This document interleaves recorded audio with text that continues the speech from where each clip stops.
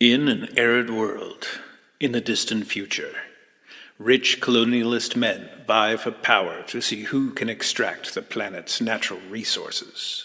And magical nuns manipulate royal lads in order to breed a legendary messiah to fulfill their own manufactured prophecy. Meanwhile, one family strives to convince the native population that this imperialist teenager is their savior. Femininity in the post-apocalypse.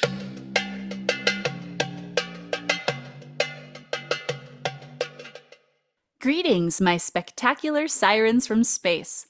This is Femininity in the Post-Apocalypse, a feminist exploration of dystopian media. I'm your host, Klaire Lockheart. I'm an artist who specializes in arguing with old dead guys from the 19th century who dabbled in Orientalism, but today I'll make an exception for a 20th century chap. My fabulous guest and I are going to talk about Frank Herbert's Dune from 1965. We'll summarize the plot, rate the novel, and finally, I'll reveal the next recipient of the Honorary Doctor of Dystopian Studies degree from the unaccredited College of Clare. Thank you for listening. My guest today is corporate industrial lifestyle photographer Aaron C Packard. You can see his incredible portfolio, including vivid compositions of American junk food, on his website, aaronpackard.com. That's spelled AARONPACKARD.com. If you aren't familiar with Aaron's dramatic photography yet, you might recognize him from the inaugural episode of this show when we discussed the first Mad Max movie. Please welcome my favorite person in the universe, who also happens to be my husband, Aaron C Packard. Hello. We're here. We're again doing this show. Now we're talking about the book, not the 1980s movie or the more contemporary movie. We are talking about the book. Yes, and also not the movie that was never made. Oh, right. Yes, not the movie that was never made as well. Aaron, I'm pretty excited to announce that our audience now contains up to tens of listeners. Ooh, tens of people. Wow. And I'm thankful for all of our friends joining us. So am I. Hello, friends. I'm also thankful that you were able to take time out of your busy schedule to participate in my shenanigans, because I know you are preparing for a solo art exhibition. Yes, in conjunction with a grant that I got from the South Dakota Arts Council. Some work about candy. Yeah, tell us about these sweet compositions. These sweet compositions are just a fun exercise in still life, you might say, or object photography, where I'm really concentrating on the saturation and sweetness and sometimes perhaps the grotesqueness of the confection or food item, you might say. Those edible food-like products are indeed grotesque, because do I want to admit that every time you purchase candy to photograph in order to exhibit, you dare me to try it, and I am always disappointed.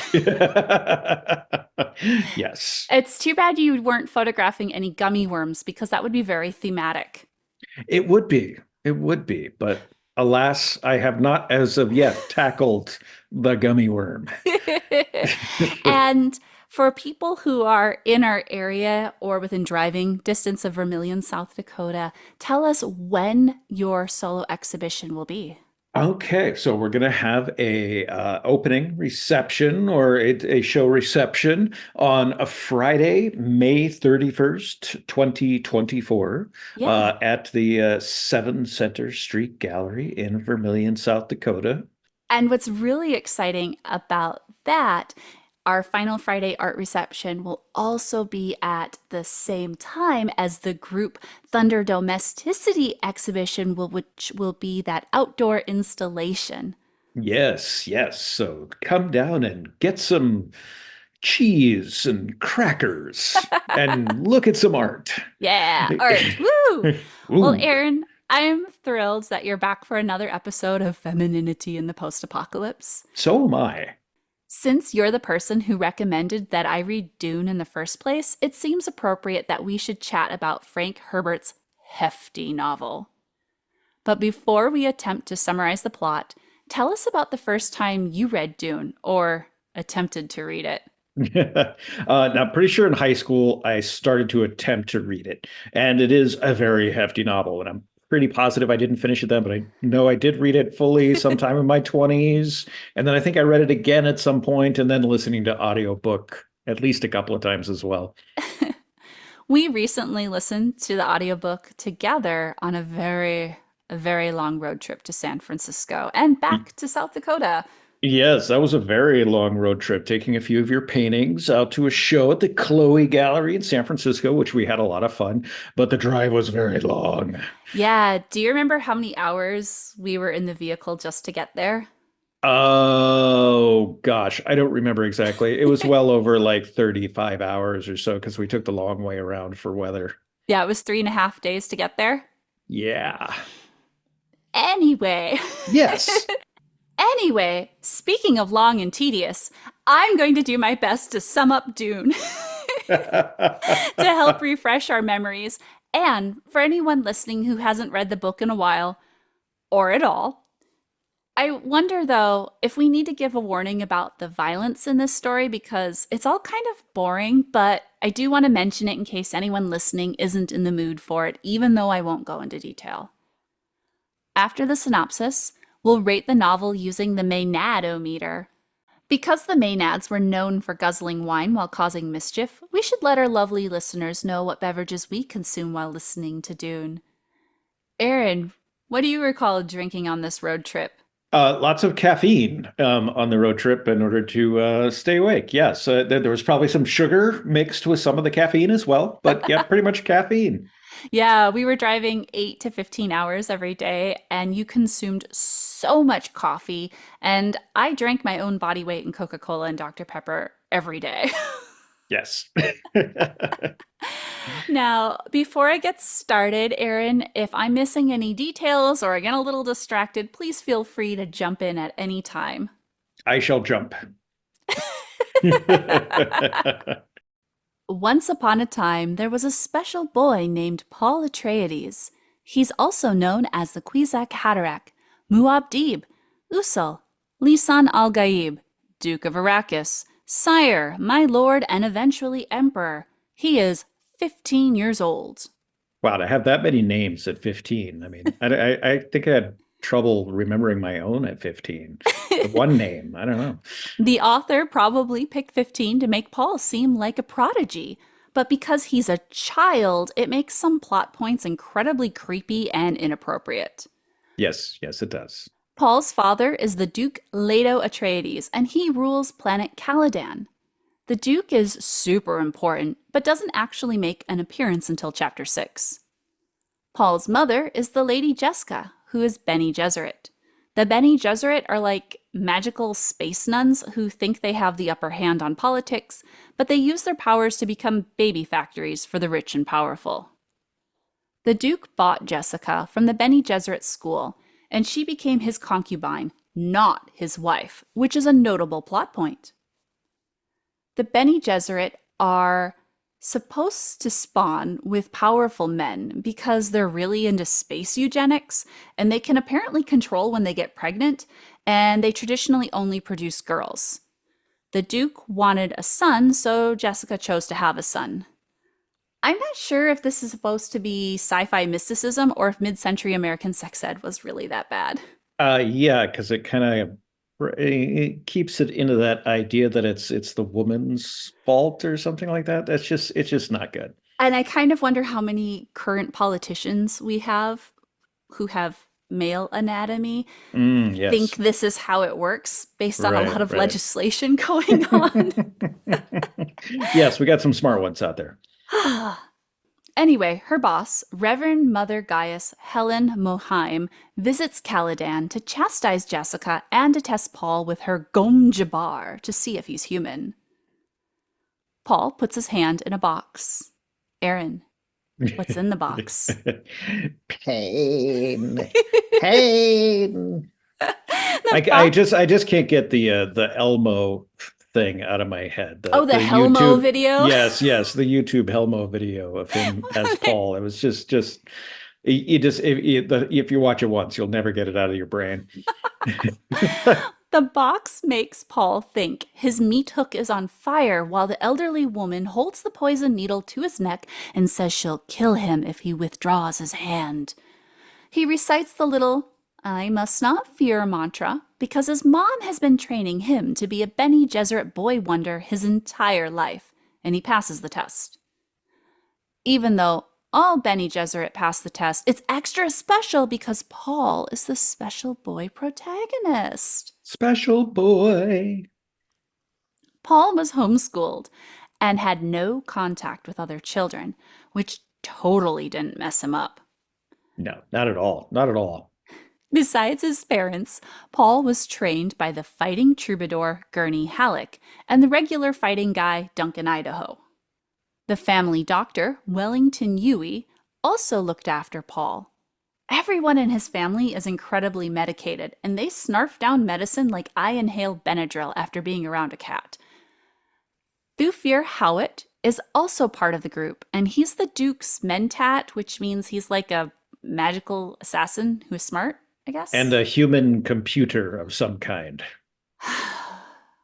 They didn't actually have him do any computing other than saying he computes. I know. It's apparently he's good at doing math in his head. He didn't even do that once in the book. The Emperor of the Universe decides to relocate the Duke and his family to the desert planet Arrakis, but sometimes it's called Dune because that's a catchier title and would sell more books. Yes. Dune is much easier to think of than Arrakis.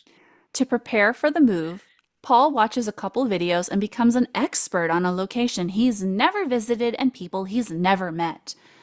Aaron, how do you think Frank Herbert prepared to write this book since YouTube wasn't invented yet? Apparently he went to Oregon, I guess. Yeah, it must have been somewhere close to the beach, maybe. And I think there was something he really liked mushrooms. I'm doing quotation marks. Mushrooms. So whatever kind of mushrooms those were. So he saw a pile of sand in the United States and took some drugs? I guess so. I mean, apparently he did some traveling early on in his career doing other things, but yeah, I guess so. Well, Arrakis is important to the Emperor and all the royal houses because it's where everyone gets spice, which is a paranormal substance found in the desert that makes everyone a little psychic. It's highly addicting. It contributes to interplanetary travel, and it makes the colonizers rich when they steal it. It also makes them live a really long time. Oh, and it tastes like cinnamon. It's something like that, yes. When people consume a lot of it, the spice turns their entire eyeballs blue. The Atreides household arrives on Arrakis, and Jessica first unpacks a painting of the Duke's dead dad along with the taxidermied head of the bull that killed him. They have a lot of work to do to settle into their new home because the previous ruler was the Baron Vladimir Harkonnen, accompanied by his nephews, the Beast Raban and Fade Routha. The Harkonnens were known for exploiting everyone and everything to increase their wealth and gain power. I really can't relate to wanting to be emperor or have that much power. It seems like too much work. Yes. And just needing to, I guess, kill anybody you think is upsetting your ego, perhaps, or something like that. I don't know. Yeah, it's a method of living that I just wouldn't want to experience myself. For such an epic space opera, I thought there would be more about like that interplanetary travel or the technology, but it just seems like that's background noise and it's, ooh, I'm going to kill this guy. Yeah, pretty much. I think, this is about 2 seconds in the book is all that it pertains to the actual space travel. Despite being colonizers who oppress the indigenous population of the Fremen, that's not enough to make them the official bad guys of the story. The Harkonnens plot to destroy House Atreides. Furthermore, the author really wants you to know that the Baron is bad, so he mentions how fat he is every chance he gets because being overweight is evil, according to Frank Herbert. And mid-century American culture. Yeah. And current culture. The stereotype still sticks in some places, yes. Even worse, the Baron is a child molester and murderer, and he particularly likes boys who look like Paul. Mm-hmm. Many adult characters in this novel think about sexually assaulting teenagers or people they enslaved, and it's not presented as a problem when they do it. Gross. No. Yeah. The Baron, however, is the only man who is interested in boys specifically. Yes, and it's kind of a problematic view of Herbert's. Yes. Yeah, kind of is the understatement of the story. Yeah, just kind of. I don't want to dwell on that, even though it's important, but we have a lot of book to get through, so. Yes. There's a lot of boring political intrigue about rich, powerful men vying for wealth, with occasional mention of how the Bene Gesserit are really the ones who control everything behind the scenes, even though all they can do is sometimes manipulate people with the voice and pop out babies that will be raised without knowing who their parents are in case the organization wants the next generation of Bene Gesserit to breed with their relatives. Yeah. Yeah, that's also quite gross. Their supernatural powers are basically speaking many languages, meditating, and being able to do cold readings. Apparently they can fight well, too. That was not demonstrated, at least at this point in the book. That's true. Sorry. Jessica freaks out a servant named Shoutout Mapes, a Fremen who brings Jessica an incredibly secret and sacred crysknife. Despite being a huge secret at this point, just about everyone knows what a crysknife is or owns one by the end of the narrative. The crysknife blade is made from a tooth of a giant sandworm. What are some of the other names for the sandworm, Aaron? Shai Hulud. The Maker. The Maker. The Maker. What else? What am I missing? There are more, I'm sure. But I'm glad you brought up the Maker, because there's a mysterious connection between the worms and spice. And I can't believe none of the colonizer characters who are so incredibly smart deduce that spice is worm excrement. That's what I always guessed it was. So apparently there's people out there who say, no, it's not. And somewhere in the books it says that, but it is. I don't know. Yeah. Anyways, go ahead. We are only talking about this book, none of the subsequent ones today. Right. Oh, it's kind of funny. It reminds me of Futurama when Fry learns about the origin, the secret of Slurm. Oh, yes, Slurm. What is the line from the Queen Slurm worm? Is it honey comes from a bee's behind, milk comes from a cow's behind, and have you ever tried toothpaste?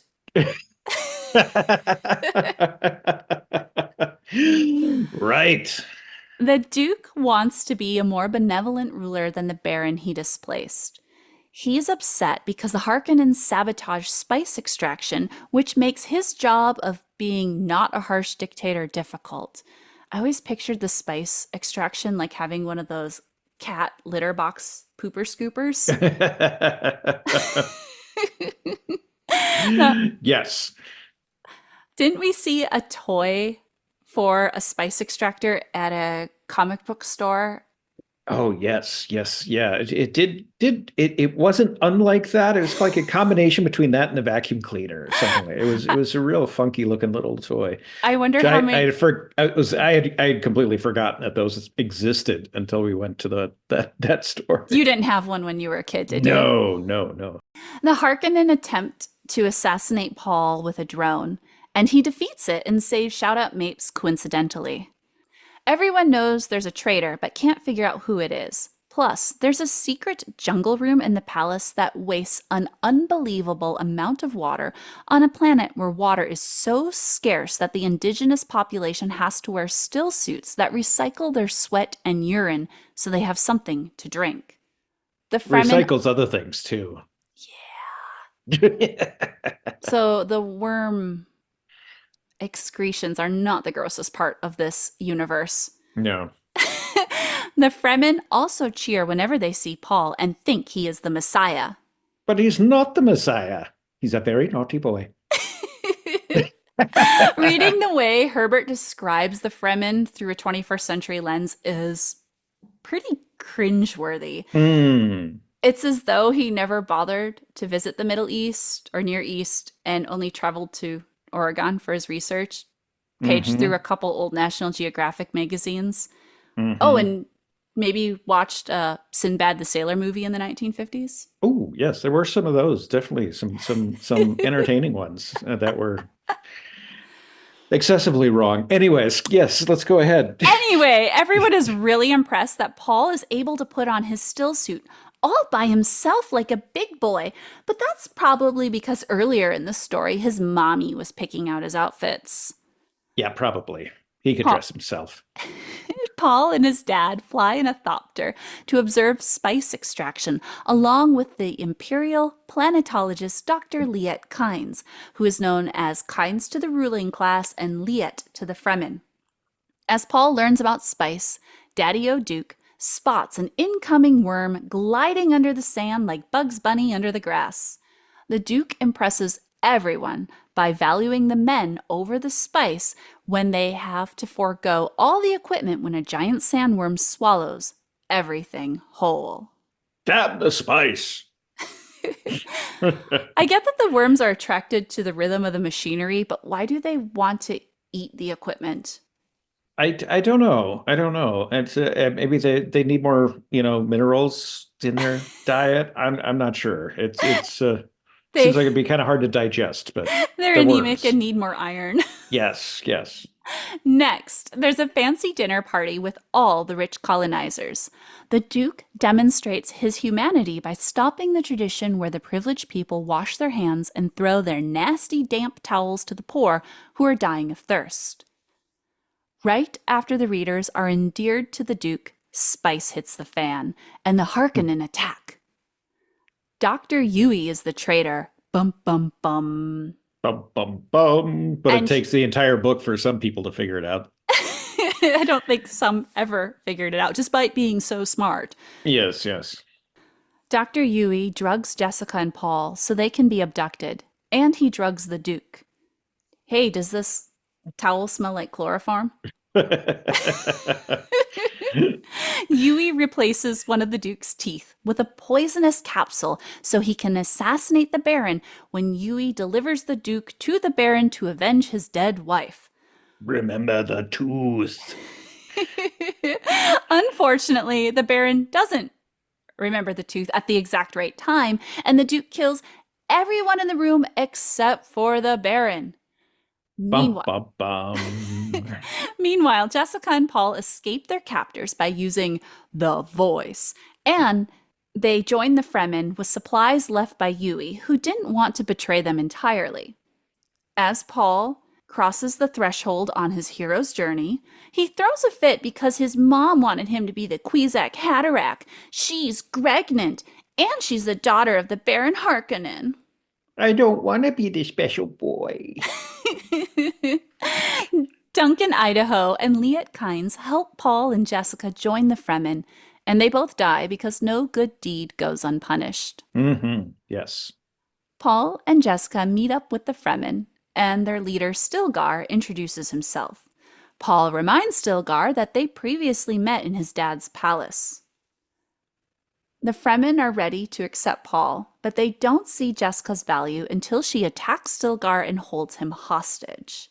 That's the Bene Gesserit fighting thing Yes. I mentioned earlier. Yes. So finally, some of these powers show up. The weirding way. Yes. So Stilgar wants Jessica to teach him and his community her weirding ways, and Paul meets Chani, who was the girl of his dreams.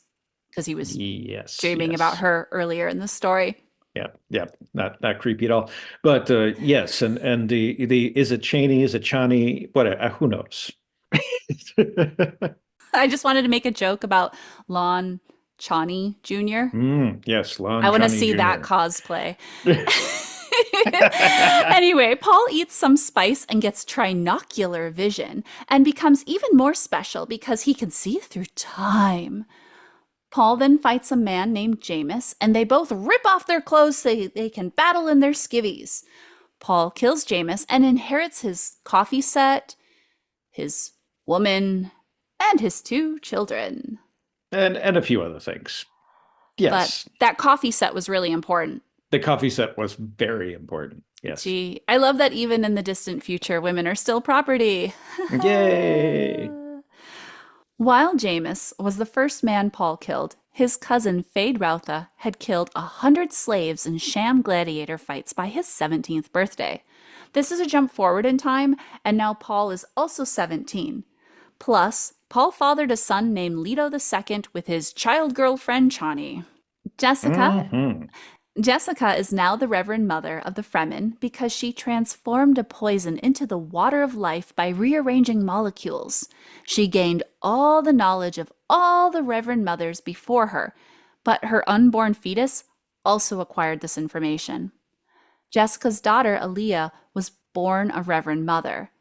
She's basically one of those creepy Renaissance paintings of tiny baby Jesus as a little homunculus adult.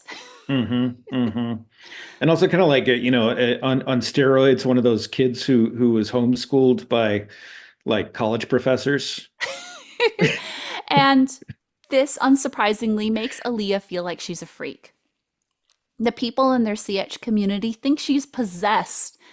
However, the woman Paul inherited when he killed that guy is now Aaliyah's nanny, and she tells Aaliyah she's not a freak and stands up for her.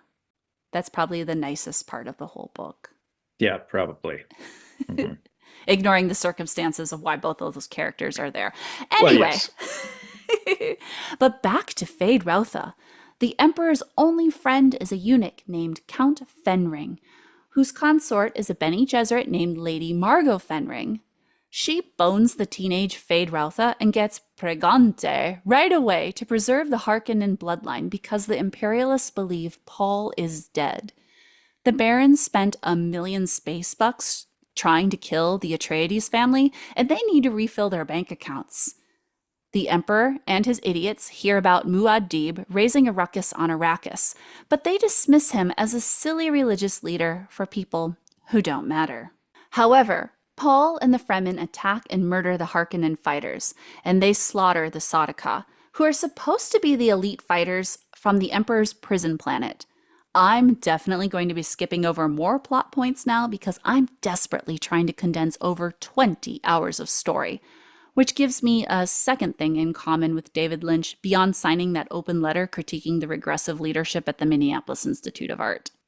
What about Bob? What about Bob, indeed? So, Thufir Hawat, who used to work for the Duke, now works for the Baron because the Baron poisoned him. The Baron repeats many times that he has set up his nephew, Rabban, to be a horrible dictator on Arrakis so the younger brother, Feyd, will be seen as the savior. It's the same narrative device as the beginning when the Duke replaced the Baron and was seen as merciful.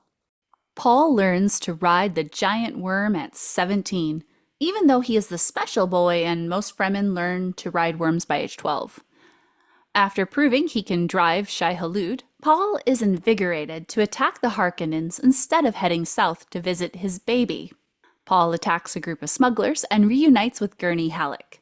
Next, Paul drinks the Water of Life, which is the trial that all Reverend Mothers must pass, but it almost kills him.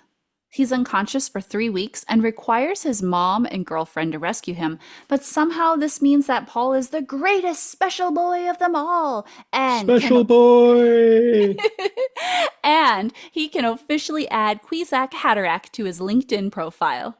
You think he would have told somebody that he was drinking that water? I don't know. He kind of like went down into a dark cave and just did it on his own, and He was lucky somebody found him, I So when you guess. were a teenager, you never snuck off to dark caves to drink questionable liquids?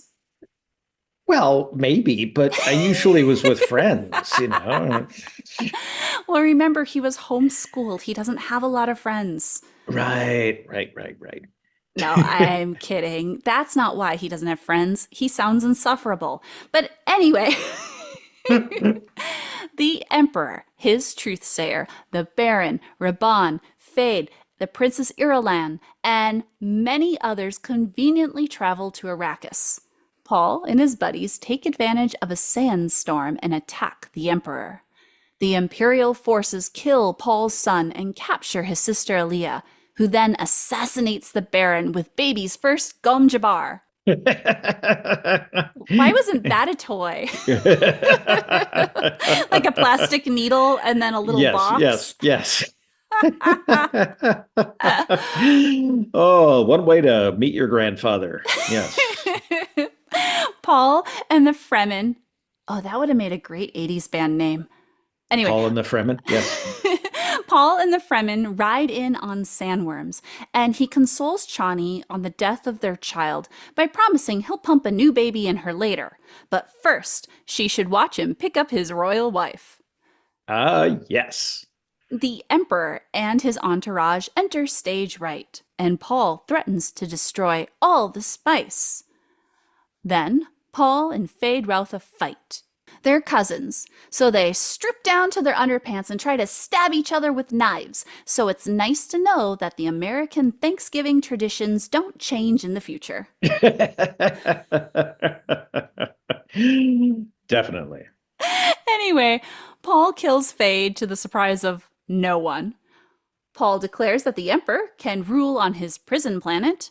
Paul will marry Princess Irulan. Paul is the new emperor, and his girlfriend gets to be his royal concubine. Yay! And there was much rejoicing. Chani doesn't like this, but Jessica comforts her and says that it's totally better to be a concubine than a wife. Oh, yeah, totally. The end. Sure. Hey, Aaron. You Yes. know what else is a lot of buildup for a predictable disappointment? Oh, what's that? This transitioned into an ad break. Hey, ad break. Brought to you by advertising. Yes, advertising.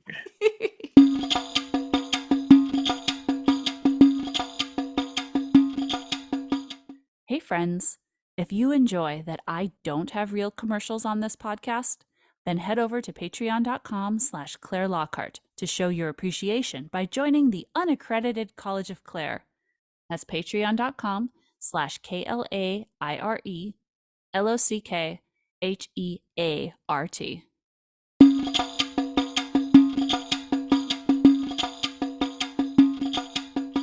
Welcome back, friends.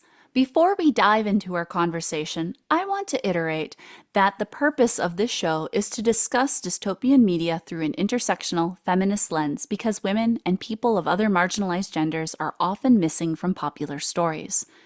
I also feel compelled to address people who don't think we should be allowed to judge things created in the past. But instead of being a pedantic jerk and invoking Roland Barthes' The Death of the Author, I'll simply state that most people create with the intent that their work will be important enough to impact future generations. It's okay for us to critique Dune despite it being published in 1965 because we can still read it today, plus it's culturally relevant. It's okay for us to disagree since our interpretations will vary. It's also okay for our friends to disagree, and I encourage anyone listening who feels like they're about to burst because we don't talk about what they want to discuss to please join the conversation at the unaccredited College of Klaire on Patreon.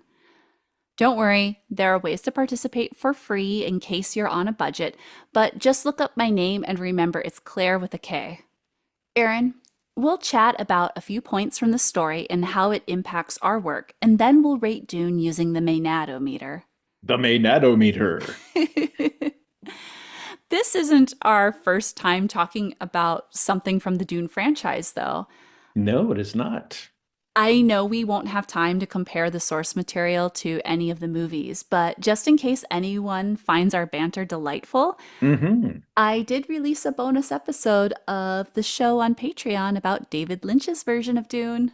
Yes, yes. So join the Patreon and you'll be able to hear our first sort of test episode where we discussed that one. Yeah, it But was. I just want to make one point that in some of the arguments to the way we're looking at and talking about the book is that if you look at the most contemporary version, the movie of Dune, um, a good amount of the things that we perhaps talk about as criticisms, you notice the director changed those a lot of those items and storylines within the movie. Maybe not to a super fantastic degree, but subtly. Yeah. And oh, I did want to guide people back to our proto episode Oh, yes, yes. because the one thing that the David Lynch version does better than anyone else was put Sting in a Speedo. I did love the stories that came out, whether they're true or not, of where Sting offered, I can't remember the actor who plays Fate in the new movie, Mm. that Sting had offered him the costume. Oh, goodness. But considering the source material has so many of the fight scenes where they are down to their underpants and trying to stab each other with knives, it seemed accurate. But before we even count how many women were in this story, I want to address the most egregious, offensive, irritating aspect of this book. Aaron, can you guess what part of Dune offended me the most? Hmm. No, I mean, it could be the atrocious treatment of women throughout the story. Hmm. It could be the view of homosexuality within the story. Gosh, there's just so many things that it could be. What is it, Claire? Okay, this passage has annoyed me for years and it makes me go blind with rage.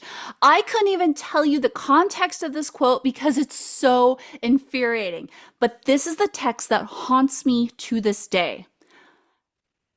Frank Herbert wrote, "The tripod is the most unstable of all structures."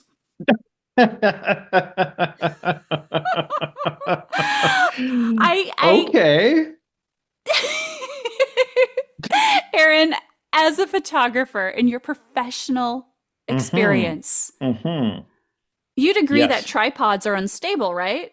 Well, I would hope that they're not, seeing as how pretty much absolutely every camera support that I use is some version of a tripod. Oh, I'm Hmm. sure this is supposed to be some insightful metaphor, but it annoys me to no end when the basis of the analogy is false. Yes. I mean, you use tripods to hold your cameras, to hold the lighting equipment. I'm using a tripod to hold my microphone right now. What are you supposed to use? A quad pod? Yes, the quadrupod, which would have so easy to stay upright on uneven ground with four legs, Yeah. which is impossible. Well, I mean, it is possible with having all sorts of adjustments, perhaps, blah, blah, blah. But, anyways, yes, It and tripods are stable. it annoys me so much because I have read and heard other sci-fi writers take up this analogy and it's like, haven't any of you dudes taken a photography class? Or used a tripod of any kind, or, I don't know. A hmm, lot of the sci-fi movies we watch obviously did not have tripods. yes. So one of the arguments I've heard try to be used is, well, what about a table of four legs and you knock a leg out? Yeah, The it'll tip tripod over. is it'll tip over. Well, yes, because it was a structure based on four legs, Yeah. not three. If the structure was actually based on three legs, it would be much more stable. Yeah, that kind of reminds me Hmm. of the dining room set that we got from your mom that was built in probably around the same time this novel was Ah. published. And so some of the joints and glue are coming a little loose. And, Hmm. I've sat a little too forcefully in a chair and one of the legs came loose. And you know what? When that chair lost a leg, it did not stay upright. Yes, and pretty much any structure that is built on legs, if it loses a leg, Hmm. will fall over Yeah. because that's the way that structure is designed. Anyway. Yes. Anyway, on to the next thing. So I want to address the number of women in Dune. Frank Ah, yes. Frank Herbert set his story on a desert planet, but he used the word moisture more often than he bothered to invent feminine characters. I counted the word moisture 24 times compared to the 19 women and girls. Ooh, now how about his use of the word sphincter? I know that's used quite a bit as well. I, I was not keeping track of that. I didn't have a tally mark. But Aaron, what did you think about the women and girl characters in Dune? Ah, it's a big sigh. There were a few Yes, of them. there were a few. There were a few. I think Herbert's view of power and agency within women was definitely slanted in a certain view, perhaps. I suspect that he probably thought that he was being very empowering and such with like the Bene Gesserits, etc. But they're really problematic Hmm. in many ways.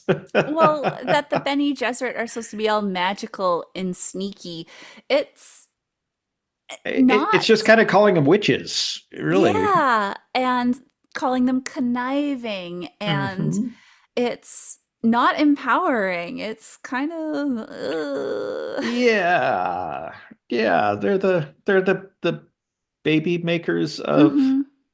manipulating history or something or the future. I don't know, whatever. Yeah, and they don't even have those powers on their own because they totally depend on the men who are rich and powerful for them to be empowered so they can do the behind the scenes manipulation. And they have to have the special boy come along to look into a place where they're too afraid to look, apparently. So yeah, there's that. Hmm. Hmm. Hmm. In this book, only 9 women and girls had names. Now, my numbers could be a little off since we were listening to the audiobook while driving over 4,000 miles. Well, we Oh, were doing it while I was driving. yeah, while you were driving, and so I could take notes. I'm not that bad of a driver. Thank you for switching driving on that road trip with me. My pleasure, my dear. Oh, thank you. But these numbers are still disappointing. If Hmm. we count the number of women, including the groups of numbered women, so like if you said 2 women entered the room, there are 26 total in the story. Now, there are 59 individual men, but a total of 30,863 numbered men. I'm excluding the times the author mentioned unspecified groups, like when he estimated there were 10 million Fremen, and I'm also cutting the times he wrote about legions of soldiers without a specific number. Anyway, if we divide 26 by the total population of 30,889, that means 0.08% of the specified population is feminine. Apparently, yes. Yeah. I don't So I don't think he was concerned about that at all. So, I mean, it there's was there's this that. it was the 60s. No one was. Yes, yes, Or yes. even today. Hmm. Hmm. Furthermore, the author kept his characters to a strict gender binary. Apparently, women were only good at being sneaky or making babies, and men were good at fighting and accumulating power. Hmm. I bet Herbert would have been fun at gender reveal parties. Yes, yes, I'm sure he would be. What kind of cake do you think they would have at a Dune themed gender reveal party? Well, I suppose if it was for a boy, it would be a spotted dick, and if it was a woman, it would be like a bunt cake or something. I was going to say a spice cake, but Your answer was more obscene. Yes, yes, it was. The other big theme I want to address regarding Dune is the concept of Orientalism. I Mm. know not everyone spends their days painting dudes in man caves like I do so they can pick fights with famous dead French artists who claim to be experts in the Middle and Near East, such as Jean-Léon Gérôme, Jean-Auguste Dominique Ang, or even Henri Matisse. Aaron, you've heard my tirades about Orientalism more than anyone else on this planet. So, how would you describe Orientalism for our lovely friends who might be unfamiliar with the concept? Mm.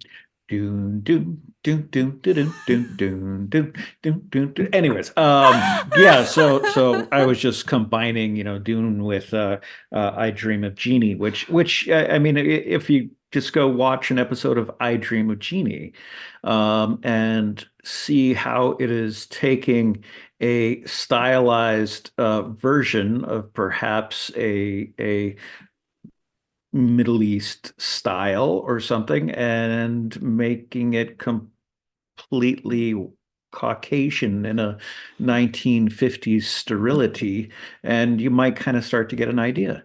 And what's really funny is that Dune and I Dream of Jeannie both came out in 1965. Right? I want to see someone do an I Dream of Jeannie still suit now. Ooh. Like it's all black, but they replace the hijab, which not that Hmm. culturally sensitive for, Barbara Eden to be wearing, but they replace it Yes. with the strings that go up their nose. Oh, yes, And yes. it's I all like it. black with blue contacts. Oh, that's why Ooh. Jeannie has blue eyes. She Oh, consumed a lot of yes. spice. Definitely. Now, Definitely. there is a complex history of privileged Europeans invading and exploiting resources from other countries, including the Middle and Near East. And in the 19th century, there were many artists who thought they were experts about places they never visited and people they never met. And so Frank Herbert kind of did that as well. Yes, yes, yes, he did.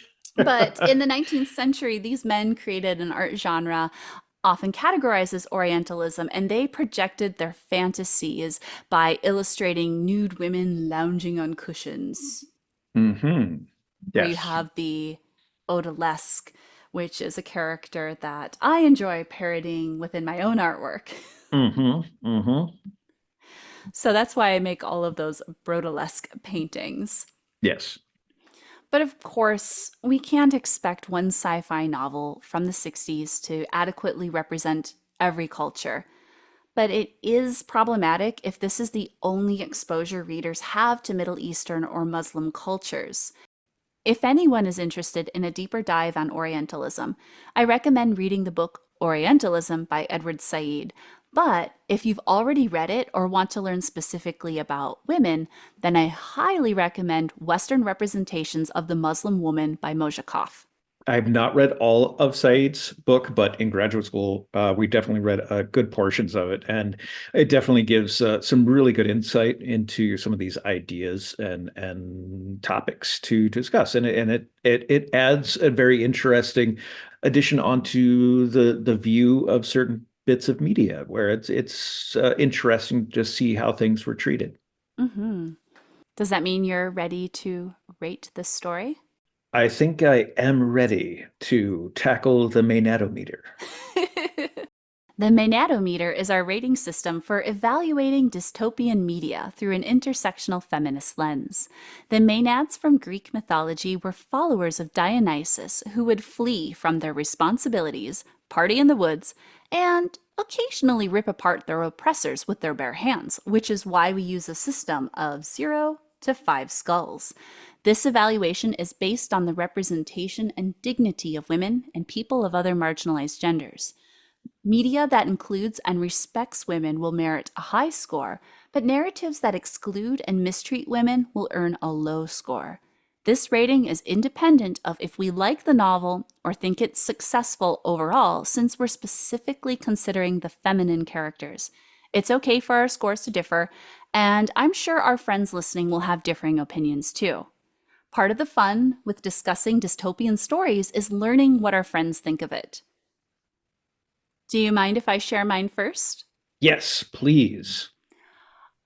I'm going to give this book a rating of 2 skulls. Ooh, that's generous, in my opinion. Well, there weren't very many women in this story.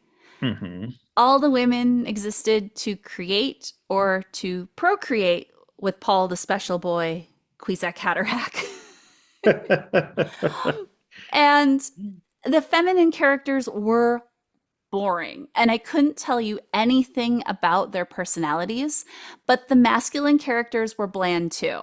I knew that Gurney liked to play music and the first dead Duke liked to bullfight, but that was about it. Like, nobody had a personality. What was Paul's favorite color? I mean, Yeah, and I mean he sang once because just I mean only really because Gurney had taught him how to play the balisette, and Gurney wasn't there. yeah, so the women were bland, but the men folk were also not that Mm, interesting. And I know I'm supposed to be in awe of the Bene Gesserit, but they're presented as conniving witches who use their internalized misogyny to serve the purpose for creating their male savior.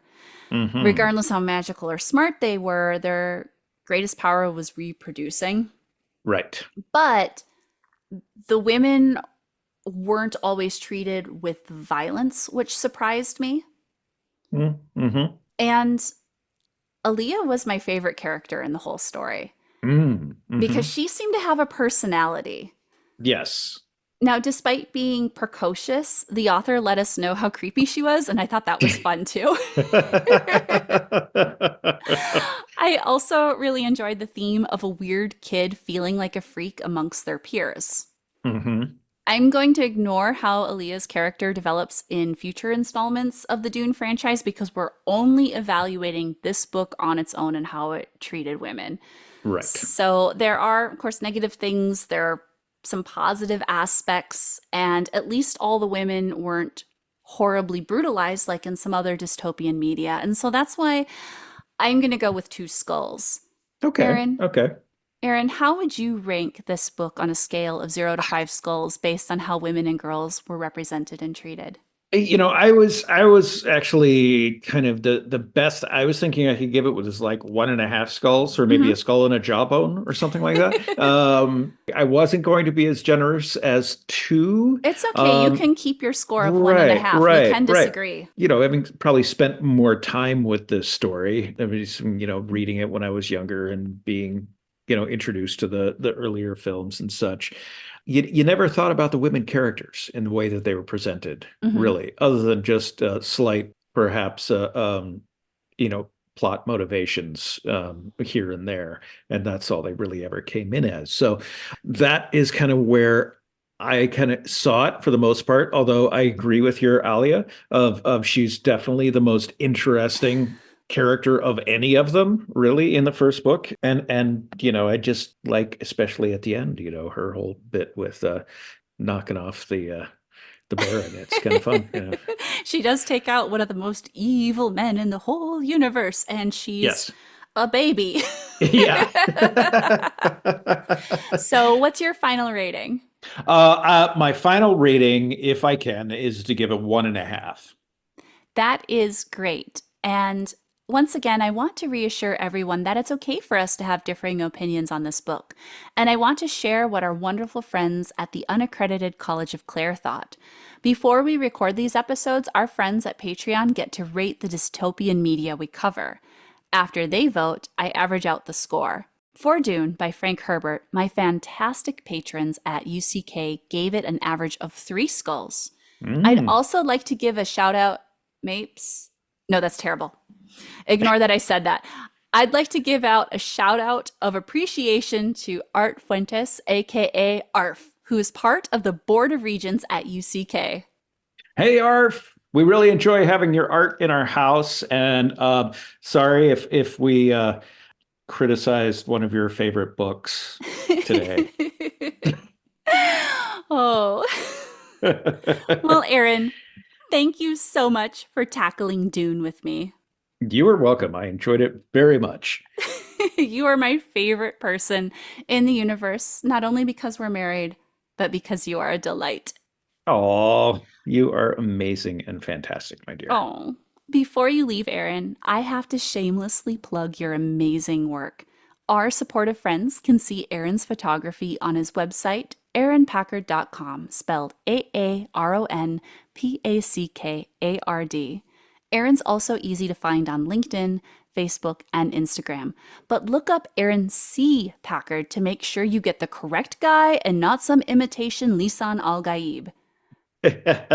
Yeah, there's a few other Aaron Packards out there Accept no that substitutes. Aaron yes, C definitely do not. Packard. I also want to remind you, fabulous people listening, that I'll announce the next Honorary Doctor of Dystopian Studies degree next. Thank you once again for talking about Dune with me, Aaron. Thank you so much.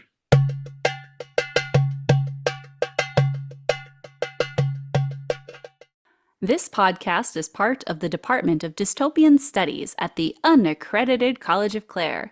If you thought that I created this entire program as an elaborate ruse to get you to check out my academia-themed Patreon account, you're absolutely right.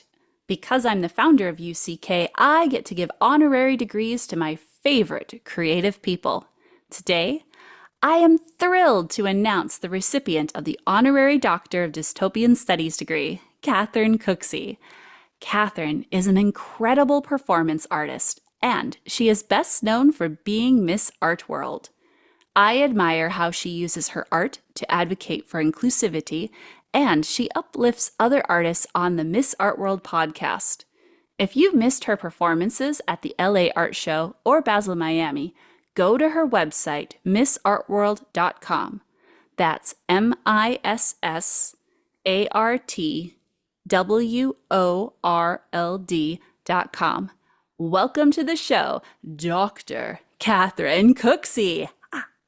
Well, thank you. Thank you very much. It is an honor to be a recipient of a doctorate. So I thank you and appreciate you so much. Oh, well, I appreciate you because I don't know how many of our fabulous friends listening right now know this, but you bestowed me the honor of being Miss Art World South Dakota. And it has been great to see what you've done with it. I think you've done some amazing work and can't wait to see what you do in the future. But this is your time to celebrate. And you were just telling me that you are going to release a new episode of your own podcast coming out. Yes. So my podcast is available on our website, anywhere that you listen to our podcasts. It's Miss Art World. I host it with my brother, Samuel, and we talk about art topics. We interview artists like yourself. Klaire has been on my podcast, and it was an amazing episode. So if you're looking to listen to even more art, you can check out my podcast as well. And your podcast is so much fun. I used to have a horrible commute to work, and I would listen to your show to keep me company. So anyone who's listening will listen to this interview first, but as soon as you're done, add Miss Art World to your podcast feed. You won't regret it. So, Katherine, I'm honored that you could join me.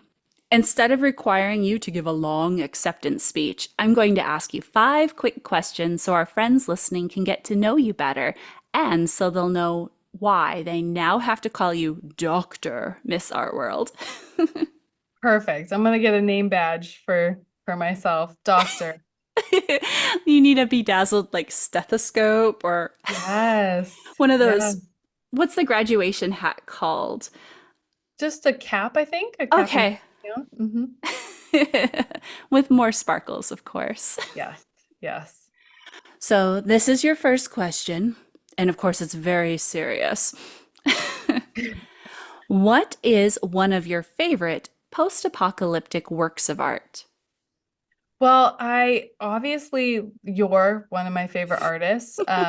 But when I was gonna type that in as notes for this podcast, I was like, I don't know if that's a cop out because of course you're one of my favorite artists, but to like diversify the questions, I really like Jim Led's work. He does a whole series that is just women dressed up walking through chaotic scenes, which when I was thinking about this just now before I entered your podcast, I was like, I don't know if it's post-apocalyptic because they are literally walking into scenes where it is the apocalypse. Like it is like the world is ending, but they're just walking casually like they're going to work in heels and dressed up like nothing's happening. So I don't know if it technically qualifies as post-apocalyptic, but I really enjoy his like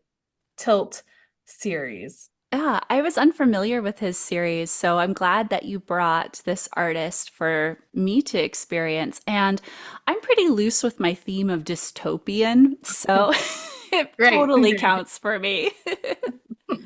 Now, speaking of my loose theme of post-apocalyptic, if we're building our dystopian community together, Catherine, what would you create for us? I think I could be in charge of shelters. I make a really great blanket fort currently, and I think that that would really translate well to survival skills. Like I could collect branches and weave them together and just create these like houses that can be transported if we're moving to different places. So I'll be the shelter builder of our community. That's excellent. Did you want to elaborate on how you have such great skills as a blanket fort construction engineer? Well, I've learned a lot recently. I have two little boys at home that have just gotten into the magic of shelter building and fort building. So I think at first we were having issues with making everything stay up, but now I've gotten it really down where I can like squish blankets on this side and squish it in between bookshelves and have, the safety, no books are gonna fall on you and cause you any injuries. But so I'm gonna start collecting all the blankets so that when you need me, I am ready to come build you a fort structure that will keep you safe and warm, and that I can just like follow you around as you are a badass, you know, fighting creatures. I'm gonna be your like support lady and then give you shelter when you need rest. You are incredibly resourceful, and I definitely want you in my post-apocalyptic community. Yes. Now, I have to ask you the most serious question of them all. Perfect. I'm Would ready. you rather fight a six-fingered man who killed your father, but you both have terrible haircuts? Mm. Or would you rather fight six shrieking eels, but everyone is wearing leather pants? Ooh. Can you tell which movie I watched Yes, recently? and it's one of my like obviously it's one of my favorite movies. We just had a whole birthday theme around this movie, Princess Bride. But oh, that's such a hard question. Do you need me to The repeat it? well, no, I Okay. think I got it, but I'm stuck on the bad haircuts and the leather pants. Like both of those, I think I'm gonna go with the first Okay. one, despite the bad haircuts. But eels, I think, would be too hard to fight, especially in leather pants. So I'm gonna go with fighting a six-fingered man. Okay. And will you be polite and give him the warning that he must be prepared to die? Yes, Okay. yes, with a hello. And my name is, and I'm gonna put the doctor in my title when I Ooh. address him so that he knows who he's messing with. Okay, you win. I love that. Next, what supplies are you hoarding in case society collapses? I love to collect scissors. And even now, even though, society isn't on the verge of collapsing, I guess that depends who you talk to, but I have always collected scissors. Like if scissors are missing, I have them and they're someplace in a drawer being saved for a very important time when I might need them. So if you need scissors, I have them. All different kinds. Okay, this isn't part of the 5 questions, but do you have scissors for specific things? Like, do you have your fabric scissors and your paper scissors? Yes, yes. Um, and I have within my scissor like drawer, also have like X-Acto knives and things like that. Like any just sharp objects I really find valuable for some reason. Mm. So they have multiple different uses. I have really large ones and like really tiny ones. So I don't know why I love scissors so much, but I really do. Oh. No, that's a good thing to collect because I can never remember where I placed my scissors. Mm. So when you're done building those forts for us, I'll just ask where the cutting implements are. Yeah, yeah. I'll have a belt full of them and I'll Oh, just like grab whatever you need. that would be incredible. My last question for you, Catherine, is what words of wisdom do you have for us to help us through these trying times? I think when in doubt, overdress. And I find that useful in any occasion, especially in a post-apocalyptic world, when you don't know what you are going to face. Maybe you're fighting a monster or you need shelter or whatever it might be. If you overdress and you wear all your weapons, maybe all your scissors and your blankets and like just way too much on you, you'll be prepared for anything. I can't wait to see your post-apocalyptic outfit. You're going to be sharply dressed. Oh, thank you. That was, I was thinking that it might look more like a weird bag lady, just like piles. You've seen the labyrinth, right? uh-huh. Where it's at the very end-ish, where it's the lady that has like piles of things and she like opens up the room to yeah, I feel like it's gonna be that. I'm just gonna be like walking around with a bunch of stuff on me all the time. You will definitely be prepared. Well, thank you so much for joining us, Dr. Katherine Cooksey. Thank you. Thank you.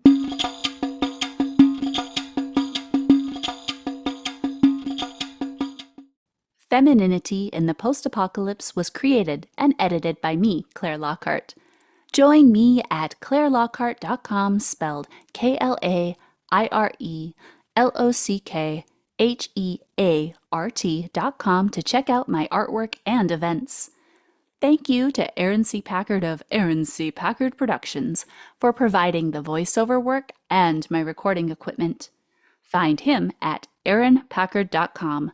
That's AARONPACKARD.com. Thanks so much for listening, my wonderful friends. I'm looking forward to sharing the next episode with you in the future.